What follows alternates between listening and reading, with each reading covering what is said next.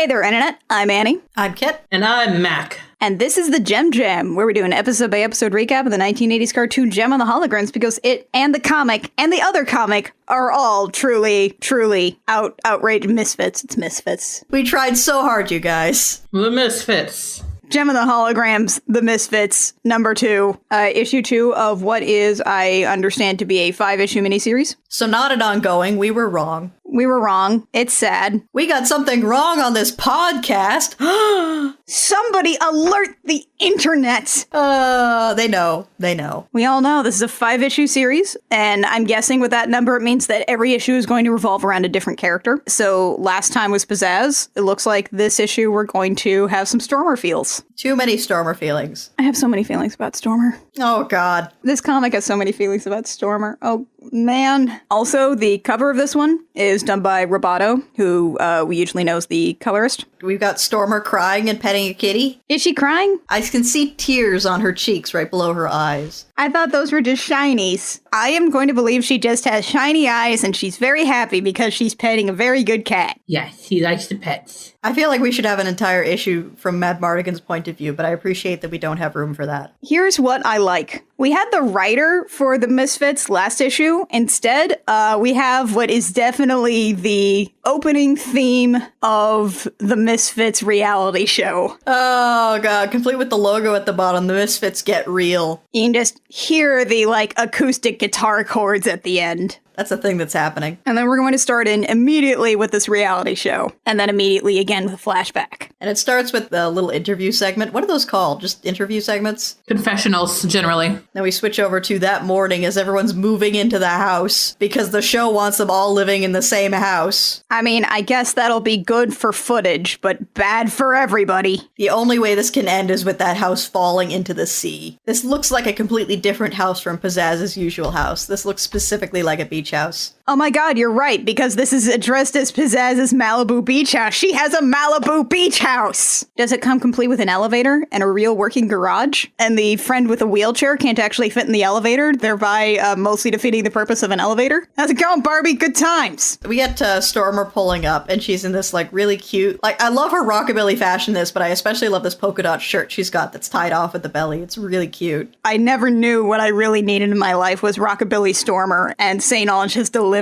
Blaze is in the process of moving in and asks Stormer if she wants some help because she's the best. I love her biceps. Oh yeah, she's not hella buff, but she is a kind of strong, and I like it. Also, it turns out someone else is a gym person, as we will find out shortly, as Stormer walks into the house and begs to be struck with lightning. Please strike me dead with a lightning bolt right now. Okay, now. Damn it. So we get inside to see Pizzazz and Roxy arguing. Pizzazz wants Roxy to get her punching bag out of the room, while Roxy's like, when I work out at the gym, I get 10,000 photos online about me, and I want to work out at home sometimes, Pizzazz. I love that Roxy's wearing her, cartoon-compliant leggings. Somehow it never occurred to me that Roxy would be, the strong bodybuilder gym guy. She's so buff. Suddenly everything clicks. That's why she's always eating bagels. She's got a carbo load. Speaking of, there are 3 boxes in this room. One is labeled bagels, one is labeled more bagels, and then another one is labeled Roxy's, and I can only assume there's more bagels in those. I mean, look, that gym bag, probably full of old bagels. Look at that cat tower in the corner for Mad Mardigan. Because he's a good kitty. In fact, I think he's in, the background of one of these shots on the page where they're arguing, just kind of lounging, because he is a good cat. Yep, there he is. Hello. Spot the Mad Mardigan. He's just upside down near Pizzazz snoozing. Meanwhile, Pizzazz is like, you're not drilling holes in my ceiling! I'll put it in the garage. Roxy makes a very good point, which is, I had to sign a contract that I have to live with you. I'm going to have to punch this bag sometimes, or else I'll be punching your face. And then she gets outvoted on hanging it in the garage by Jetta. Which is good. Garage, and take your stupid bagels out of the living room while you're at it. Why do the bagels need to be in a box? Why do the bagels need to be in a sealed box? Because she needed to get the bagels from point A to point B. Pizzazz has got a great line where she's like, she's not careful, she'll turn into a bagel. I'm not sure that's how that works, but okay. Pizzazz just storms off and then goes to immediately cool down by petting her kitty. Her very fat kitty. Pet Mr. Mad Mardigan. I like how Mad Mardigan is kind of a chubby cat right now. Oh, he's so good. I love everybody's different versions of Mad Mardigan because they are all canon and he is all of those kitties. He's all the best kitty. Every Mad Mardigan is the best Mad Mardigan. And he just wants the pets and wants to snooze. And then we get this really cute scene where Pizzazz is like, I saved the good room for you, Stormer. It's like, oh, They're besties. One of the things that makes this issue in particular really work is the fact that we just get to see Pizzazz and Stormer one-on-one. And especially considering right now in the main issue, Pizzazz and Stormer are kind of in a bit of a fight. It's really nice to see this as sort of later on they get back together and they're fine. I also really love Pizzazz's body language around Stormer, especially the slinging the arm around her shoulders, being like, I'm gonna murder the other Misfits. You won't rat me out if I murder them, right? It's just so comfortable and casual, and it's really nice to see. And Stormer goes, I think you're maybe going to want to kill me instead. Stormer's like, and then looks over at the cameras. And like every single camera shot is going to have this really good border around it. That's just a camera one border with a bit of like the letterbox image there and sort of the bleed over. They're just well done panels, I think. They've got the extra border around them. They've got the extra lining. They're well done. The film crew is like, I'm sorry, we do have to film everything. You signed contracts to say we can do everything. And don't look at the cameras. And Stormer points out, no, she didn't sign. So no, you have to get out of her face. Oh, dang. So get that camera off me right now. Even Pizzazz is like, come on, give us a break. It's day one. And they're like, nope. And then we get to see the camera crew, the poor camera crew. They don't get paid enough for this. They all look super cute, by the way. So we get this scene between Stormer and Pizzazz. And Stormer has reservations, which is an understatement. Yeah, Pizzazz has dragged them off to her room to go hang out and at least talk in private. And Stormer has brought some reading material to illustrate her point. And it's pictures at the beach of Stormer and the usual things that accompany pictures of fat women at the beach in magazines. So, like, heads up, everybody. This is a comic that deals with all the crap that Stormer goes through being a fat woman in the public sphere. It's brutal. Just know that it is written from a place of pure understanding, and this is something that, from what I have seen, Kelly felt it was really important to talk about with Stormer. I'm glad we have the space to talk about this because it adds so much more to her character, but oof-a-doodle. And, you know, on the one hand, you want to believe that, like, the JEM comic takes place in a world where people don't go through the same crap that they go through in our world. But on the other hand, seeing a character that you love go through some of the same crap that you've gone through kind of helps you connect to them a little more. It can help affirm a lot of things about your life, which is good. It's not like Stormer's life is all crap. This is the sort of downside that we're seeing now, when previously we've established everything about her character that is very important, everything about her style that is very important, because she is always the cutest. And also she has a healthy, loving, fulfilling relationship. So it's not like we're just seeing her get crapped on. This is an added layer that's sort of a downside to that. So it's nice that it's seeing all aspects of her life like this. In this moment, too, even as it's being introduced to us, we're also seeing she has fulfilling relationships coming through to support her in it. Because Pizzazz immediately sees us and she just says, oh, this is awful. I'm sorry. I didn't know. I didn't realize. But I thought you'd come to terms with this. I mean, you never seem to let it get to you. I never see it back up on you. Yeah, and then Stormer points out that just because Pizzazz doesn't see it doesn't mean it doesn't happen. And then we get some really heartbreaking flashbacks. But on the other hand, we get to see tiny, adorable Stormer. Oh no, who wrote the Making Mischief song? It's the one from the cartoon, and of course she wrote it when she was like 10. There's a poster for a band that needs a new singer at her school. She's singing into her hairbrush. She's really into this. Oh god, she's so cute. She's so tiny and cute. She's got a little black tutu. I can't handle this. And then we get smacked in the face in the next scene by middle school girls being middle school girls and therefore terrible. Because, man, there's this girl at school who makes fun of her because she's fat and she chooses to wear things that she likes, and somehow that is an affront to the entire world. This girl is mean to her and she has two flunky friends. I like that it shows that they go along with it, but they clearly don't feel cool with it, but they still go along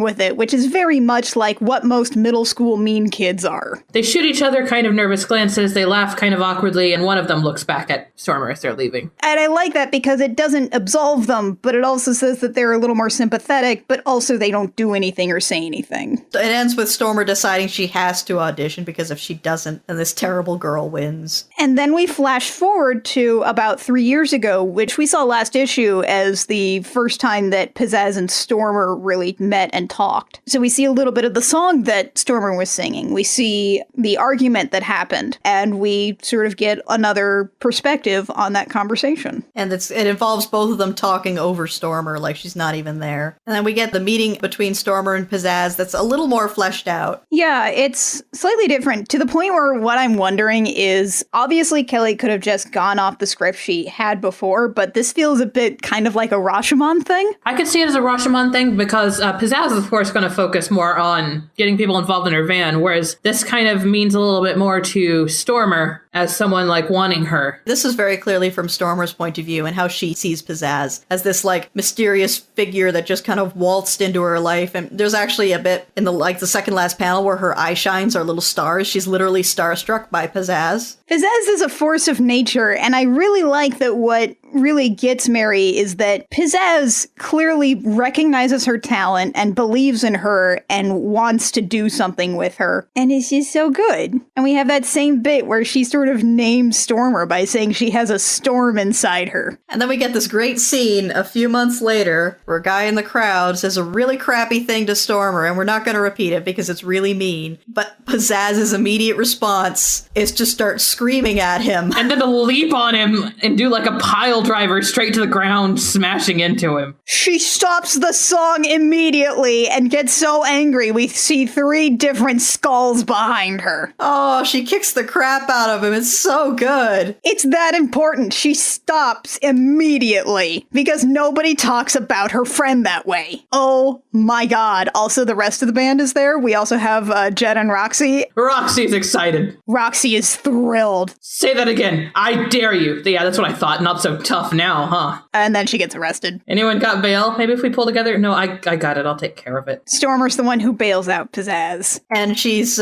getting a lot of alerts on her phone, which will become relevant later. In the meantime, Pizzazz has come out. She's ready to go home. And Stormer just, can we say glomp? I believe that qualifies as a glomp. That's definitely a glomp. Stormer points out, you can't do that again. We're going to be really famous. You can't just attack everyone who's cruel to me. And Pizzazz's response is, yes, I can. She leans in, everything turns to shadows, and she just has this, like, dead stare. I love Pizzazz. And it's really terrifying, but it's also really sweet because Pizzazz just volunteered to beat up everyone who's mean to Stormer. And as she just sort of saunters away, Stormer has these little, like, hearts and stars around her head. This is quite possibly the first time that Stormer has had someone in her life who's willing to stand up for her. Would that we all had a friend like this. For a lot of people, I am that friend. To the point where they're like, please stop. And then, as she turns to walk away, Stormer pulls out all of the alerts that she is getting on her phone, and they're not great. Yeah, not only is the story everywhere, but people keep messaging her. There's a positive message in there, which is someone saying, you're beautiful, don't let haters get you down. But speaking from experience, when you're getting a crap ton of really terrible messages, the fact that you're getting even more messages from supporters and that's blowing up your phone even more doesn't really help. Twitter is a nightmare. And Stormer doesn't say anything to Pizzazz. She doesn't tell her all of the alerts that are blowing up her phone. She just blocks a couple of people and tries to move on. And then, of course, we have this terrible, terrible meeting last week for the reality show. She's with, like, the board, the producers, and sort of the writers because they're like, okay, so let's be real. Reality TV show does have to have a storyline. We want to do a few story concepts with you because otherwise we're just filming things with no actual, like, follow through. Polling shows people are very excited about you and Kimber. The lesbian thing plays very well. The lesbian thing? I want to punch this guy so bad. They say that they think a great narrative, and they have lots of sponsors lined up for this, would be where she overcomes her weight and they want to help her get to where she wants to be because clearly she has to be unhappy with how she is. They basically want to do a Biggest Loser storyline with her, and it's disgusting. Stormer reacts appropriately because they're like, oh no, we don't have to go to sponsorship. There are lots of ways to do this. And she says, no, there are 0 ways to do this. She storms out. There's pages flying everywhere. And all I say is, so that didn't go well. Yeah, no, you don't say. And then we're back to Pizzazz talking to Stormer. Stormer's pointing out, I don't want a magnifying glass on my entire life. I go through enough crap as it is. And Pizzazz says, you got through coming out in public, you can get through this too. And she's like, I'd like my life to be more than getting through things. Besides, you think I don't still hear about being gay every day too? Pizzazz is still a really good friend here because she says, I guess I don't know how it is. And Stormer points out that she has that luxury, and Stormer's never had that. There's no option for her to just be fat and private. Pizzazz, being her best friend and a very good and supportive friend, just accepts that this is something that is hard for her and says, I didn't know, I'm sorry. She accepts Stormer's reality. Stormer's like, I have to be brave. And then she has an epiphany. And she starts laughing, I have to be. And Pizzazz is confused as heck.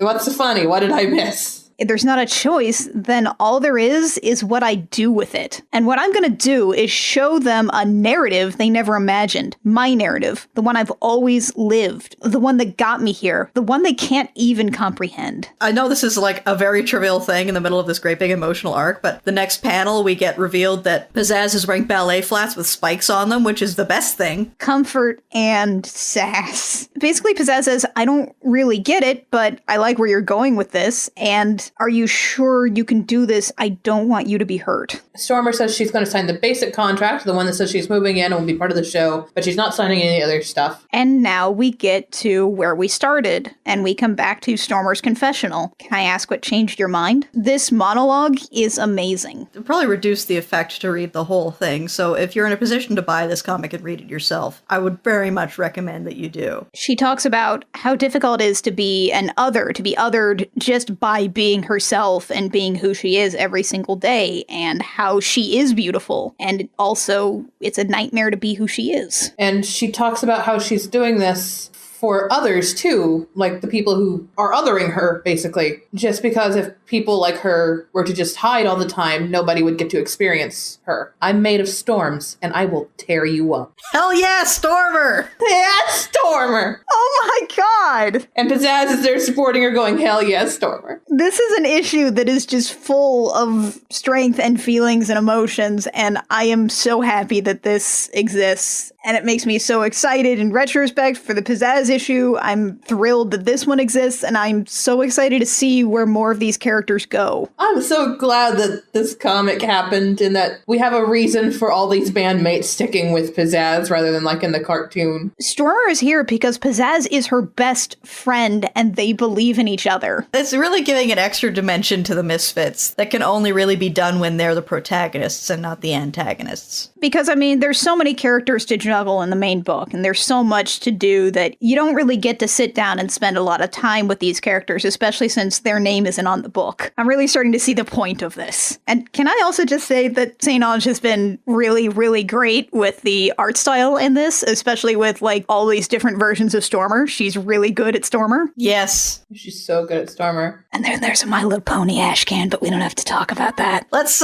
maybe skip that. It's fine if you like My Little Ponies, but we don't have to talk about that here. I think that wraps it up for us. I think I'm emotionally drained now. Good job, everybody. We're good. We're good. Good talk, everybody. So the Gem Jam comes out every Sunday on iTunes, SoundCloud, Stitcher, and YouTube. You can find us on Twitter and Tumblr. We are at the Gem Jam just about everywhere, except on Twitter, we are at Gem Jam Cast. If you like what we do and you want to support us, a like, rating, review, subscribe, comment, wherever you find our podcast is always great and helps us get discovered. And much like Stormer, we like hearing good things about ourselves and not Twitter egg things. Please don't beat people up on our behalf. Actually, I wouldn't mind it. Please go ahead and do it on my behalf, but not everybody else's. We don't need people showing up in court saying I beat someone up on behalf of the girls in the Gem Jam. Like, despite the wonders it would do for our reputation, we don't really need that on our conscience. You can also find us on Patreon at patreon.com/thegemjam. That Patreon also helps support other projects like I Will Fight You, which comes out about every 6 weeks and has some very good episodes, I think. Many good episodes, yes, you will be pleased, I think. Wow, talk about deep cuts. That's for you, Mass Effect fandom. And until next time, dear listeners, I'm Annie. I'm Kit. And I'm Mac. And this has been the Gem Jam, 'cause I'm a 21st century misfit boy. I don't know how to live, but I got a lot of toys. And I'm not doing the rest of that verse.